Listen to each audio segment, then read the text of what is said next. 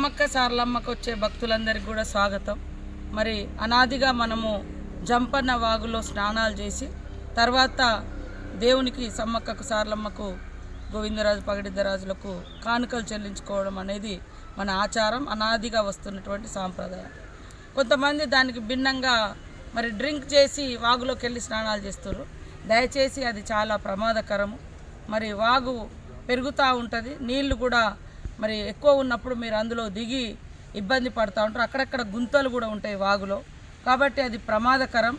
ఎవరు కూడా ముందుగా స్నానాలు చేసినాకనే దేవుణ్ణి మొక్కుకున్నాక మీరు ఏదైనా దేవుడికి కోడో మేకో లేదా మీ ప్రైవేట్ కార్యక్రమాలు ఏదున్నా స్నానాలు చేసిన తర్వాత దేవునికి మొక్కులు చెల్లించుకున్న తర్వాత మీ కుటుంబ సమేతంగా మీరు మంచిగా భోజనాలు వండుకొని తిని ఎంజాయ్ చేయండి. కానీ తాగిన తర్వాత ఎవరు కూడా వాగులోకి దిగొద్దు, అది సరైనది కాదు.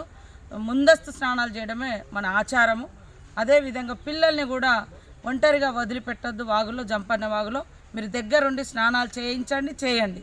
ఇది మంచిది, మీకు కూడా బాగుంటుంది. మీరు అందరూ కూడా సంతోషంగా దేవుణ్ణి దర్శనం చేసుకొని మరి మొక్కులు చెల్లించుకొని మీరు తిరిగి ఇంటికి వెళ్ళేంత వరకు కూడా మీరు సంతోషంగా ఉండాలి.